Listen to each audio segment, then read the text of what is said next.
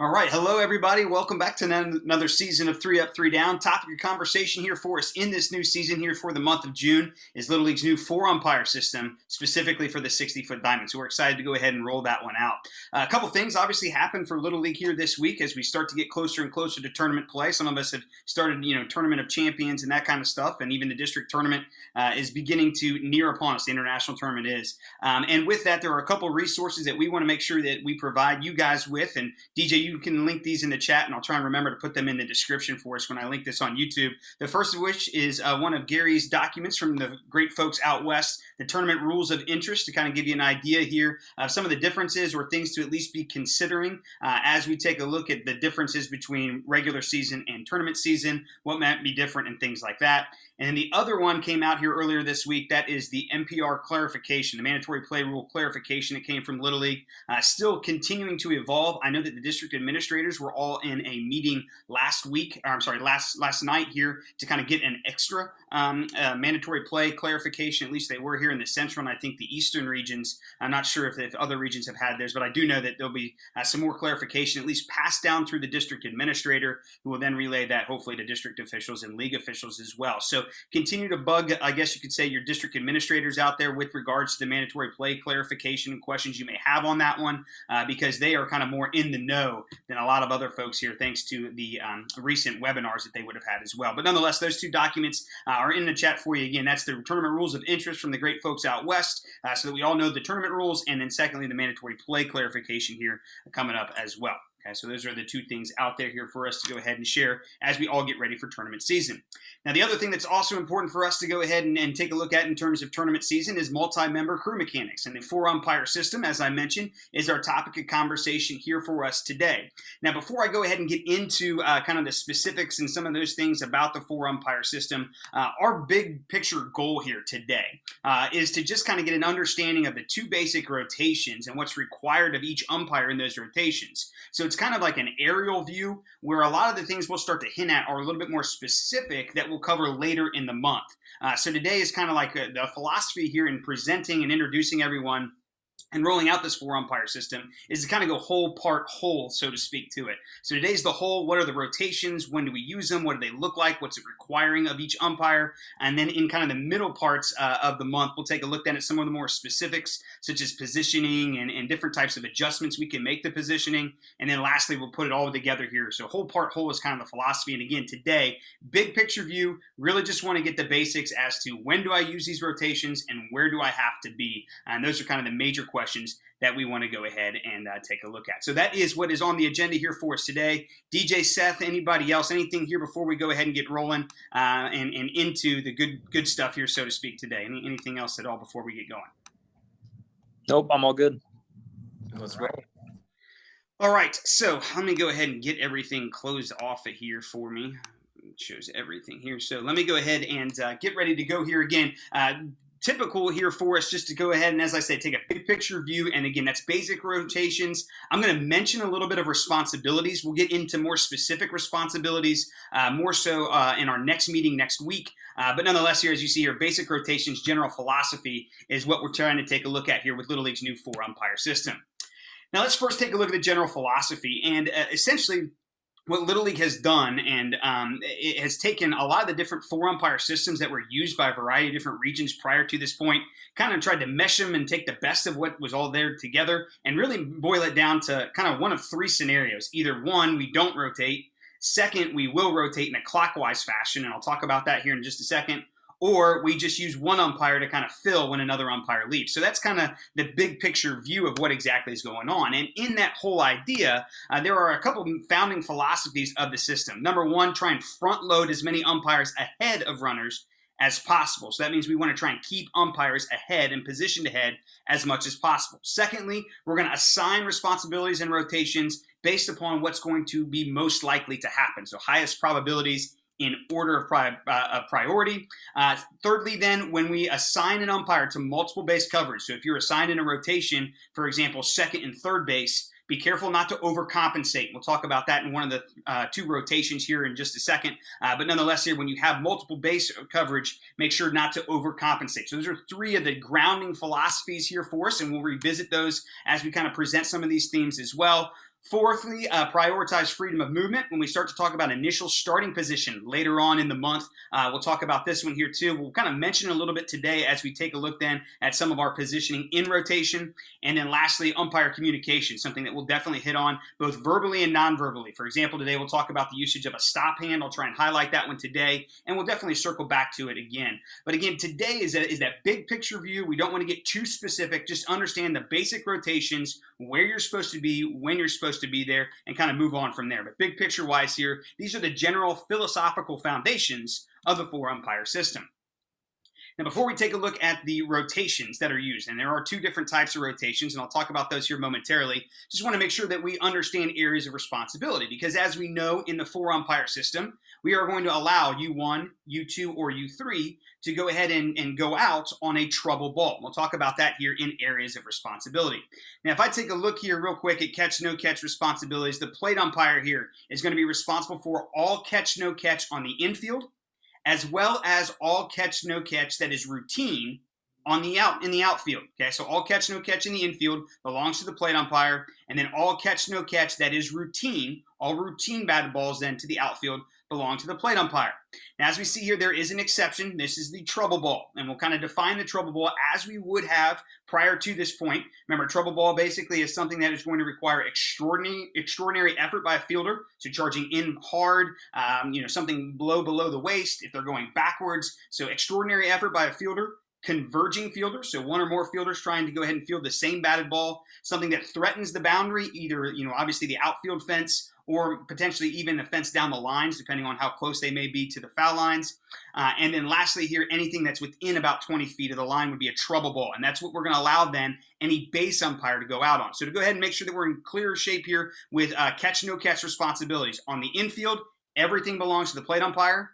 If it is routine, whether it's on the infield or in the outfield, if it's routine, it belongs to the plate umpire, those fly balls. And then trouble balls, as we mentioned, converging fielders, extraordinary effort, threatens the boundary, or lastly, within 20 feet of the fair foul line, those would then all belong to the base umpires.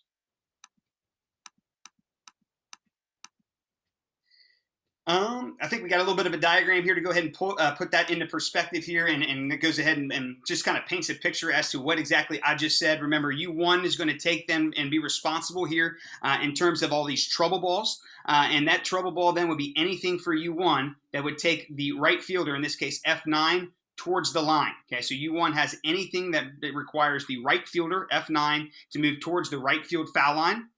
Anything from the right fielder straight in and straight back, including the center fielder straight in and straight back, and then the left fielder, F7, straight in and straight back. All that then belongs to U2. Now, many people have probably referred to this as the V, so that is definitely can be true. And then just as we talked about with U1 having the right fielder towards the line, that means then that U3 has the left fielder and anything that would take him or her directly to the line. So U3 has F7, the left fielder, going any direction to the left field foul line. I think this gives a pretty good view.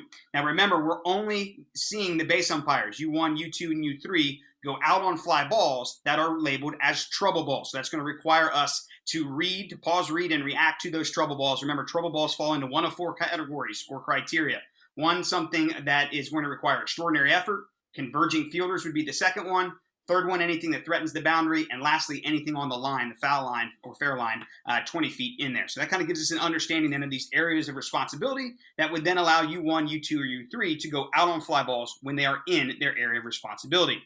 Now, before moving on, one thing to make sure that we understand here when trying to figure out who is supposed to go out on a fly ball, on a trouble ball, we want to make sure that we read the fielder rather than the ball. Because remember, all of this stuff, as you see here on the screen, is labeled by the action of the fielder. So when we talk about pause, read, and react, yes, we want to read the baseball, but we don't want to necessarily, or the softball, but we don't want to necessarily look up at the ball. We would rather, number one, obviously we have to know where the ball is in kind of in a general vicinity, but in order to determine and figure out which umpire is responsible to be out on a trouble ball, we must read the fielder, not necessarily the ball, because again, our areas of responsibility are labeled and determined by the movements of the fielder. And again, that's a concept here that I just want to highlight here, and that we'll definitely talk a little bit more about when we talk about tracking and chasing in our third segment here later in the season.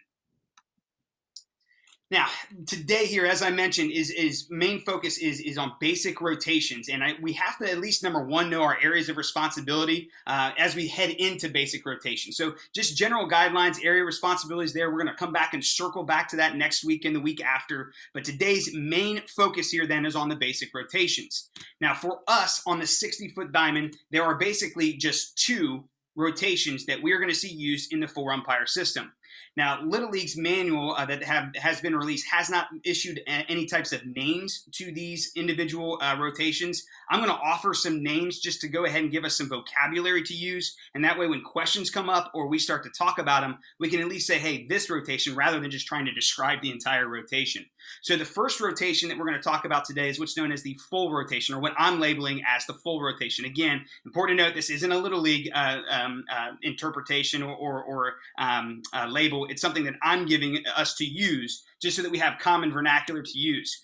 So this full rotation is going to be used with no runners in scoring position anytime U2 or U3 leaves to cover catch, no catch. And we'll kind of go through that scenario here in just a second. Again, I call this the full rotation simply because everyone moves. This is the general clockwise rotation that we're probably all most familiar with. When, let's say, U2 leaves, U3 covers second base, plate umpire moves up to third base, and then the first base umpire comes home. Where everybody moves, that's why I'm offering this as the full rotation, just so that we have a common vernacular and a common term to use to at least describe then that type of rotation. So that is the first type of rotation. Again, no runners in scoring position when U2 or U3 leaves. With runners in scoring position, or anytime U1 leaves, we use the fill rotation. And I call it the fill rotation simply because we are only going to use one umpire to fill the vacancy that was created by the umpire that left on the trouble ball. So you've got the full rotation and then the fill rotation. Again, a disclaimer, these are not things that Little League put in their manual, but they are two terms here that I am offering us to go ahead and use as common vernacular when we have questions and things like that. That way we know exactly what each other are talking about.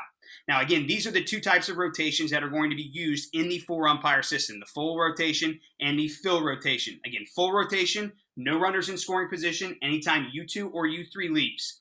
The fill rotation then is used with runners in scoring position, and we're only using one umpire to fill the vacancy that's created by the other umpire. Okay, so hopefully then we can kind of see why exactly we're going to use these two types of terms here at this particular time. Now I'm going to start with the full rotation. We'll break that one down. I've got some video clips. We'll do the same then here with the fill rotation as well. So let's go ahead and take a look at this. I'm going to go ahead and annotate this a little bit as well. Before I even start to annotate anything as I get going here, DJ, Seth, anything in the chat or anything like that to take a look at here or talk about? Your chat's clear. You're good to keep going. Okay. Alrighty, so full rotation, as I mentioned, when is it used? And that's one of the big things that we want to make sure that we understand here today. It's used anytime there are no runners in scoring position. That's what that label abbreviation means, NRISP, no runners in scoring position. Anytime U2 or U3 leaves to cover catch, no catch. So that's the when. So let's take a look then at how. So some of these basic movements. Now remember, this full rotation is probably the rotation that we are all most familiar with. We have that clockwise rotation. So let me go ahead and start to draw on this one here or start to annotate it. So let's go ahead and say that U2 decides to go ahead and leave. So if U2 decides to leave, remember we get a clockwise rotation. So this means then here that U3 will have to pivot inside into the working area. We'll use the plate umpire to move up the line in foul territory towards third base. He'll be responsible or she'll be responsible for third base. And then U1 will observe the batter runner's touch or anything at first base and then release to point of plate down in foul territory all the way home. Okay, so that's kind of the basic movements here for us to go ahead and take a look at. Now, as I go ahead and populate the remaining parts here of the basic movements here, a couple things to at least address. First of all, with U3. If we take a look at U3's route, typically here what we've seen a lot of umpires do in the past is they have tried to take a little bit of a position that may be too deep.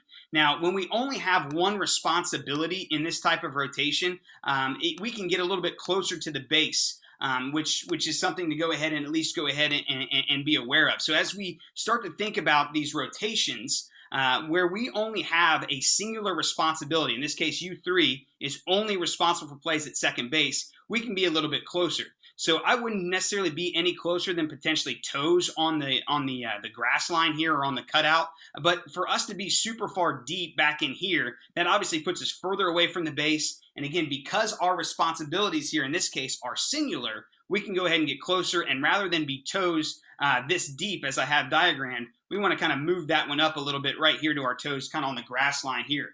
Same is true here with the plate umpire. Very similar to the ways in which we cover third base in the 2-umpire system. Our route is going to be to third base. Remember, our goal here, both as U3 and the plate umpire, is to arrive before the runner. We must arrive before the runner. So we've got to break and read on our partners there. Remember, the plate umpire will go in foul territory. And remember, we're kind of trying to eliminate the library rather than get to the library and stop. Let's use the whole distance as the library where we're chest to ball and we are watching and reading the play there.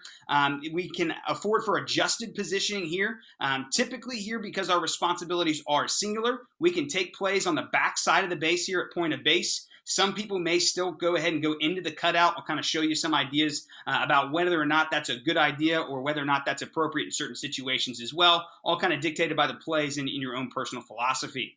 Lastly, U1's route to the plate is in foul territory, going straight to point of plate. Remember, we want to kind of stay away from the back edge of the dirt circle. Rather, we want to use point of plate, which basically takes us then 5 to 7 feet off the fielder receiving the throw, so we can go ahead and get in the best position possible then for potential plays at the plate. So again, that's the basic movement here that we see come about from the situation of the full rotation. And again, U2 or U3 is going to move to cover second base. Plate umpire is going to go ahead and cover third base. U1 observes the touch then and goes ahead and releases to home.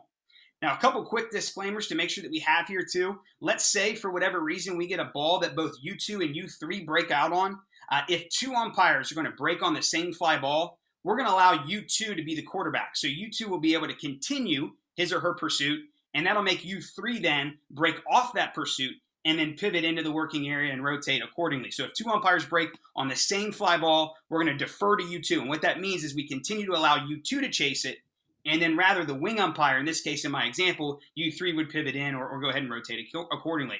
Now, whether or not U2 is correct, we're always going to defer to our quarterback. So even though U2 may chase a fly ball that may not be his or hers to actually go ahead and chase, again, when two umpires break on the same fly ball, we give U2 the benefit of the doubt. We defer to U2, and that means then the wing umpires, U1 or U3, will go ahead then and break on in. And again, remember, anytime that we are in rotation here, specifically in the full rotation, we want to rotate aggressively with the intent to arrive before the runner. And that's kind of an important concept to go ahead and make sure that we understand here moving forward. Let me see here. Let me get rid of my annotations here before I didn't realize that they would go on out. Okay, so I've got a couple different videos here and diagrams for us to take a look at just from what exactly the full rotation looks like. The first one is actually a 90-foot diamond. It comes from the Division III Regional out in Decatur, Illinois. But nonetheless, it gives us a really good idea of those different types of positionings and the expectations and general movements of the fielder. So we'll go ahead and get this one rolling out here. Again, this is the full rotation. The play here that we're going to see, the pitch is actually on its way. It's going to be a home run to left center. U2 is going to give chase, and then we'll get to take a look then at the rotation of the umpires. So again, we're going to have a trouble ball here because this is a home run ball that threatens the boundary, threatens the fence. As you can see here, U2 gives track and chase to it, so he is out on this fly ball. And you can see our movement by the umpires. We are seeing them rotate aggressively with the intent of arriving before the runner. And as I mentioned here in our route, take a look at U3's route to second base. He's going to get all the way there, put his toes essentially on the grass line because his responsibilities are singular here. That allows him then to adjust with the play. Plate umpire, as you see, has moved up to the third base in foul territory. Both U2 and the plate umpire have arrived at their base of responsibility before the runner, which is good. That's exactly what we want to see happen. And then you can see the first base umpire observe the batter runner's touch and then comes down the foul line in fair territory. Comes down the line in foul territory, and then goes directly to point of plate. Okay, so each of these umpires in this home run, very clear example of the basic movements here in the full rotation. Now, what I want to do here is kind of break down each umpire's route and what exactly they look like in rotation. So I want to focus here on U3 in rotation. So in this case, U2 on this example is going to go cover a foul ball. I'm sorry, a fly ball to the outfield. U3 then will pivot in and be responsible for second base. So let's take a look here at the route U3 then has to second base. So again, fly ball.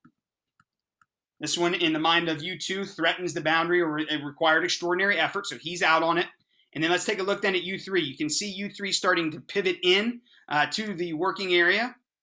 And again, kind of want to use that toes on the grass line as our line of demarcation here in the full rotation for U3, because that allows us to go ahead and adjust accordingly with this play. If it may have pushed to right field, maybe we swing back to the backside. Here with the ball in left field or left center, we probably get pinched to the inside here as well. And again, that gives us a great position for a potential play at second base. So again, U3's route here is basically a direct line from his initial starting position right here to about the cutout of second base. And that way here, because his responsibility is singular, he's in a good spot then to go ahead and take this play. And again, that's U3's route with U2 out. Let's take a look at the same concept, this time with the plate umpire. Okay, so U2 is going to give track and chase to this ball into right center. It's actually going to be a triple. So the plate umpire is responsible for the batter runner at third base. So let's focus in on the route of the plate umpire. Again, a ball to right center, probably not one that actually needed a track or chase on. Nonetheless, we're out on it. So I don't think we needed to go ahead and chase this one. But nonetheless, U2 is out. So we're going to go ahead and rotate. You can see here the glimpse of U3. He has pivoted in. And then let's take a look then at the plate umpire. Remember, the plate umpire should move up the line in foul territory. And here we see the plate umpire position basically for the wedge at third base. Okay. Now, there are some teachings out there that are a little bit older and a little bit older philosophies that may still employ what we used in the two umpire system. And that's when we come up the foul line and then we come into the cutout. If you want to use that, that's okay. I'll give you a clip here in just a second that may change your mind on that one here too. This is kind of one of the more newer philosophies to take the play at point of bag and use the wedge. And this is exactly what our umpire has done.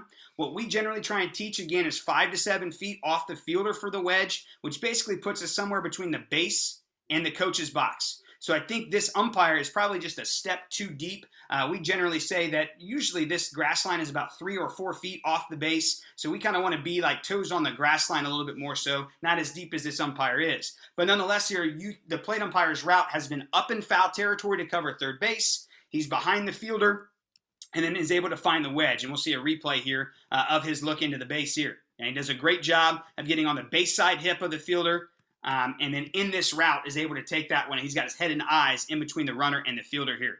Now, again, it's kind of completely up to you to adjust your position. If you're more comfortable with that concept of taking the play in fair territory as you would in a two umpire system, that's fine. Or if you want to use the wedge here in this case, this umpire here has given us a good example of how exactly to use that. Last umpire to go ahead and take a look at in this full rotation is U1. Remember, U1 is going to observe the batter runner's touch at first base, then release to the plate. He's going to communicate, I'm going home. And in that way, he is going to go ahead and come down into foul territory. The first base umpire, he or she will come down in through foul territory and then take point of plate at the plate. This play here kind of gives us an understanding as to why sometimes it may not be appropriate for us to cut onto the inside of the cutout. Because if you think about it, if the plate umpire went inside to the cutout here, he's kind of right in the way of this action here. So that's one thing to at least kind of consider in your positioning as plate umpire when you go up to cover third base. But nonetheless here, our job in this clip is to take a look at the job of U1. Remember, U1 observes the touch at first base, then comes down in foul territory to point of plate, and then he's in great position. In this case, our umpire is to wedge up the play at the plate. Okay, we've got a good look here. U2 moves to the cutout. The plate umpire moves up to third base and kind of just uses the evolution of the play to position effectively. And then the first base umpire comes down, takes point of plate there, and then has anything at the plate. DJ Seth, anything to add here in the full rotation here before we go ahead and move on at all? Negative. All good. Yep. All right. One thing I do want to do in this clip here is highlight the work of U2. In this case, remember here that chest to ball is a huge fundamental that we'll often talk about here. So as we go ahead and see these umpires work and pivot in and things like that, Remember, we want to stay as much as possible chest to ball, especially as the ball clears us. In this case, it was U3 who would have covered second base. Stay chest to ball, and remember, they would be responsible for any ensuing action back on the batter runner for plays there as well. We'll talk about that play after the play concept a little bit later, but just want to make sure that we understand the basic movements and obviously the fundamentals of chest to ball and proper use of eyes. They definitely carry over here as we continue to talk a little bit about the four-umpire system. All right, so that is one rotation, the full rotation. The fill rotation is the second rotation for us to go ahead and mention and talk about. Remember, the fill rotation then is going to be used anytime there are runners in scoring position or anytime U1 leaves. So let's go ahead and take a look at this one. Okay, it's going to be used anytime U2 or U3 are going to leave to cover a trouble ball, and we're going to use whichever one does not leave to basically pick up the vacancy created by the umpire who left. So if we take a look at the fill rotation, basic movements here, and I'll diagram them in just a second. Anytime U1 leaves, okay, anytime U1 leaves here, let me go ahead and get my diagram ready to go. Anytime U1 leaves, we are just then going to use U2 to come in and pick up. Now, the difference here in the fill and full rotation, obviously, is we only have one umpire moving. But as U2 comes into the working area, as I went ahead and diagrammed, his positioning is going to be a little bit deeper. And what I mean by that is we're going to put him a little bit closer to the mound. Why is he a little bit deeper here in the fill rotation than he was in the full rotation? Well, the answer is very simple. U2 is responsible then for everything at first base and everything at second base. So because U2's responsibilities are multiple, because he's got first base and second base, we've got to back that umpire into the working area a little bit deeper and then allow U2 then to close in on the play. And as we mentioned here, make sure that we don't overcompensate towards one base or the other. So U2 then here is going to pivot into the working area with U1 out, get a little bit deeper, go chest the ball, and let the ball take him or her to the play. Very similarly, let's say that U3 decides to go ahead and leave. This rotation, once again, would have U2 come back in and pivot into the working area.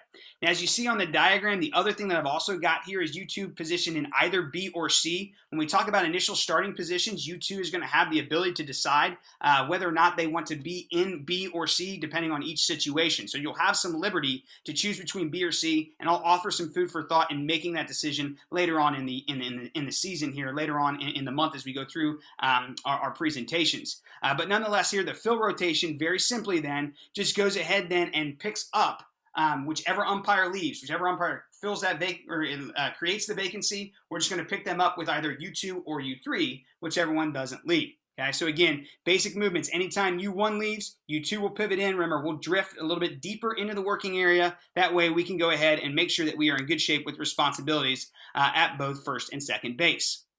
Now, we'll also use this anytime we see a situation in which U2 leaves with runners in scoring position. So say U2 leaves, U3's route then will be very similarly a little bit deeper into the working area. So let me go ahead and draw here our situation. Let's say here in this case that U2 decides to leave to go cover a trouble ball to the outfield. U3's route, again, very similarly, should be a little bit deeper towards the mound, because as we see in this situation with U2 out with runners in scoring position, U3 will be responsible then for everything at second and third base, okay, at second and third base here. So we want to put this umpire a little bit deeper, go chest the ball, and then allow us then to go ahead and close in on the play as the play goes ahead and develops. Hopefully we kind of see that theme here. And again, in the full rotation, you can be a little bit closer to the base because your responsibility is singular, whereas in the fill rotation, when you are filling the vacancy, you have two bases or multiple bases, and as a result then you want to be a little bit deeper in your positioning inside the working area.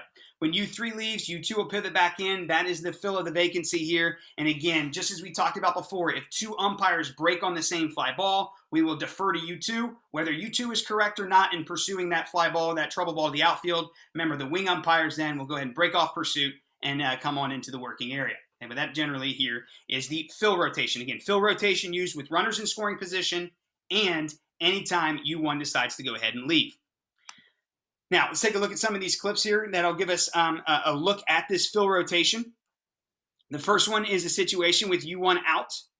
Okay, remember, anytime that U1 decides to leave, and this is a good chase by U1, because the ball is on the line, the right fielder is moving hard towards the line as well. A very good nonverbal here that we'll hit later in our series is a stop hand. This here that we see, this outstretched stop hand, communicates to U2 that U1 is on the ball. So this is a really good nonverbal that we can use, is that stop hand that basically says, hey, I got it. You can go ahead and rotate. And again, this is then the fill rotation. So anytime U1 leaves, as we see done in this play, U2 then will pivot in. And this is exactly where we see U2. Now, as I mentioned here in the diagram, we kind of want to be a little bit closer to the mound. But I think the other thing that we have to be aware of, and I do believe this umpire does a good job of it, is oftentimes here, especially with runners in scoring position, we could have a cutoff or play to the plate. So again, be very alert as you come into the working area. Again, chest to ball here, and then make sure that we know where our cutoffs are going to be. That way we're not necessarily in the way of that cutoff's throw back to the plate. And very similarly, we're also not in the way of that cutoff.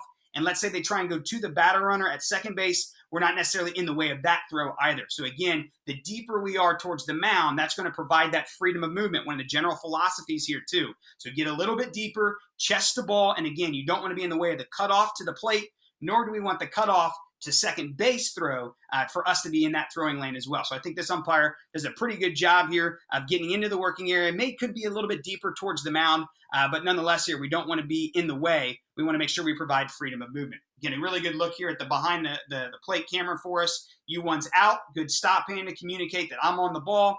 And then U2 here is responsible for filling the vacancy created by U1. That's going to require U2 then to pivot into the working area. Again, just be alert to cutoffs and plays back into the base. Let's take a look here at U3 in this rotation. So in this case, U2 is going to go out, and now U3 has to pivot into the working area. So again, we see this fly ball out to left center.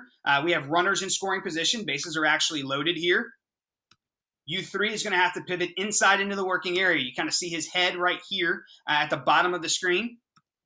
And again, as I mentioned, we want to be alert to the throwing lanes of these fielders as well. So the deeper we can get to the mound, chest to ball, the better we're going to be, because we can afford freedom of movement. Now, this umpire shouldn't try and duck out of the way. Rather, we should just pivot and take snapshots with our chest with the baseball or the softball. You know, his eyes aren't necessarily on the ball here, but we just want to pivot and open up with the ball. Remember, U3 here in this case is responsible for everything at second and third base. That's the fill rotation with U2 out covering catch, no catch. So again, we want to be chest to ball here. If this throw, for example, gets cut off and gets sent to third or gets sent to second base, we want to be chest to ball in an athletic position to be able to get to those different spots. So again, chest to ball, a huge fundamental for us to kind of consider here.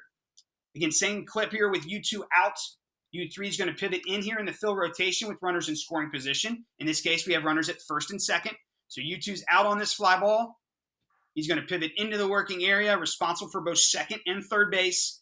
Go chest to ball, let the ball take you to the play. Be careful not to overcompensate to one base or the other, and also be careful to afford freedom of movement of fielders. Last one for us to look at is U2 coming into rotation. So in this case, U3 is going to give chase with runners in scoring position. In this case, it's first and third. So U3 goes out, sort of. And in this case here, then, U2 is going to pivot inside into the working area. He should be chest to ball because, again, remember, if this throw is cut off and sent back to second base, he's going to have responsibilities for second base. If there's a rundown, for example, at third base here or anything back onto R3, he would have that responsibility as well, would U2. Now, this play goes to the plate. Good job by our plate umpire. Great wedge position here. Good use of eyes. Sees the ball pop out. But nonetheless here, a really good job by our umpires to rotate accordingly. Now, one thing at least to go ahead and highlight in this play and give us one more idea here, and we'll go over some of these responsibilities more specifically later on in the series. But here with U3 out, or anytime U3 has had to vacate third base or his area with a runner at third base, in this case we have a tag-up attempt, we always will see the tag-up, the coverage of the tag-up attempt advance to the umpire at the base ahead of this runner. So, for example, U3 here is out on this fly ball. He cannot cover, in this case, U3 cannot cover the tag up of R3 because he has the trouble ball. So R3's tag goes to the umpire at the base positioned ahead. So this tag up would belong to the plate umpire. Likewise, let's say U2 went out on a fly ball and U3 had to pivot in. Because U3 had to vacate and pivot in, we're still going to pass that tag up attempt by R3 onto the plate umpire. So anytime that you are required to move, either to track and chase a fly ball, as U3's done here, or rotate to the next base, you're going to give that tag up. That tag up attempt is going to advance to the umpire ahead of that play. And we'll go over that and those responsibilities a little bit more specifically as we get deeper and deeper into the 4-umpire system here. But nonetheless here, for our purposes in the fill rotation, U3's out with runners in scoring position. U2 pivots in as we see here. Chest the ball, that allows the plate umpire to stay at home. Wedge this one up and go from there. A couple last kind of comments, or at least big picture ideas here, big picture takeaways here before we go ahead and call it a day. First of all, I think in order to make sure that we can go ahead and execute these rotations, there's a couple guiding principles to keep in mind. Number one, always think ahead pre-pitch. Know the situation and know whether or not you're in a full or a fill rotation, and think about that in that regard. Now, we'll go over hand signals that I'll suggest to use and things like that a little bit more specifically as we go in throughout the progression of the entire presentation on the 4-umpire system throughout the month. But number one, we've always got to be thinking ahead pre-pitch. Hey, what's required of me if this person leaves, so on and so forth. So think ahead here, full versus fill. Second thing here, pause, read, react, be huge fundamentals here, and then even adjusting our position. We'll talk a little bit more about adjusting our position later on in the month as well. But pause to read the fielders and your partners. Remember, reading the fielder and the partner is more important than reading the ball here with the ball in the air, the batted ball off the air. In the air. Remember, if 2 umpires break on the same fly ball, we're deferring to U2. That means U2's our quarterback, and whether or not U2 is correct, the wing umpire, U1 or U3, will break off his or her pursuit and either pivot or just go ahead and rotate accordingly. And lastly, we want to make sure that we react aggressively. Okay, we react by rotating aggressively with the intention of always arriving before the runner and remaining chest to ball. Now, this last concept of adjusting as the play evolves is something that we've hinted at. I'm going to leave us with this one here as we get ready to take some questions and kind of move on here in just a second.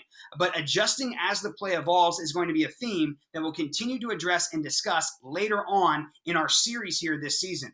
And again, we want to make sure that we can try and get into the best position possible. We know that the wedge gives us generally the best look possible here for us, but oftentimes getting to the wedge is limited by our responsibilities. Remember, if we have multiple responsibilities, we're going to have to go to the working area.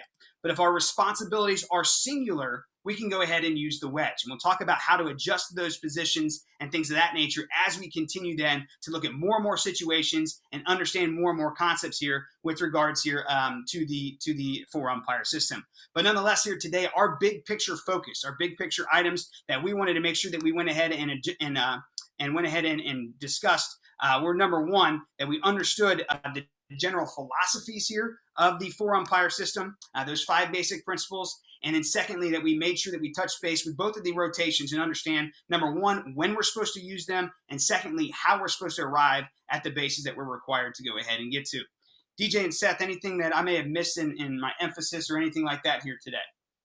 Go ahead if you got something, DJ.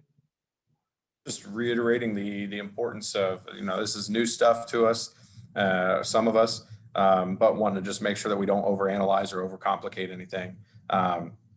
We're going to dive in over the next few weeks and continue to get really specific. I think this was a good layout structure. Seth made a point earlier today to us. There's 3 rotations really. It's either full, fill, or you don't.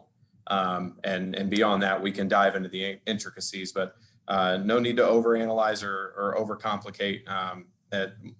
It's pretty self-explanatory when you get down to the nuts and bolts of it. Seth? Yep. Just to echo what DJ just said. There's only 3 possibilities on any given batted ball throughout the whole game. Either everybody's rotating, one person's rotating, or nobody's rotating. And it's that simple. So as long as you can recognize those situations, you're going to be able to nail a system. It's not hard. The last thing I got here before we go ahead and give some announcements and close things up here, and we'll hold on like we normally do to go ahead and chat a little bit, is to encourage everyone to run the system here by the book, because what's important here for us to realize is that as many of us go ahead and chase a lot of the different types of goals and aspirations that we have in this avocation, when we go to state tournaments and work with people that we're not familiar with, when we go to regional tournaments and are being evaluated, and then the World Series is as well, these systems is essentially what gives us a common ground. around. So if we're not using these things as written in the manuals and as expressed in the manuals, we're doing ourselves and ultimately our partners a disservice here. So try not to invent too much stuff that are basically works around, if you will, here, or inventing mechanics here of the four umpire system. Try and go straight to the book, because again, that's going to help you and then your partners then succeed, whether it be in that individual tournament or then here in the future when you are being evaluated a state, sectional, regional, or even potentially a World Series assignment. So just something to think about here of making sure that you stick with the system and try and go to it, not only because it's going to help your crew be successful, but it also help you obviously be successful as well. I'm going to go ahead and wrap it up, and then I'm going to hang on here with questions and things like that for anything that we may not have covered and Nate needs clarified. We'll be back at it same time, same place next week for part 2 of the four umpire system. We'll dive a little bit more into the basic responsibilities. So there's a little bit more in areas of responsibility, fair foul coverage, tag up responsibilities, and some of those ideas here are behind adjusting with the play that we'll definitely go ahead and take a look at then next week. So again, today was big picture ideas on the full and fill rotation. Remember, keep it simple, as Seth and DJ said. Either you don't rotate, the situation says you do not have to rotate, you use the full rotation where everyone rotates, or you use the fill rotation where only one umpire rotates, and that'll go ahead and get you to where you need to be. Keep reminding everybody to stay chest to ball and keep using your eyes properly. That's a big point of emphasis, not only in the 2 umpire system, the 1 umpire system, but also here in the 4 umpire system. Appreciate everybody being here. Again, same time, same place next week for part 2 of the 4 umpire system. Look forward to seeing everybody then. Thanks for being here. We'll see you next week.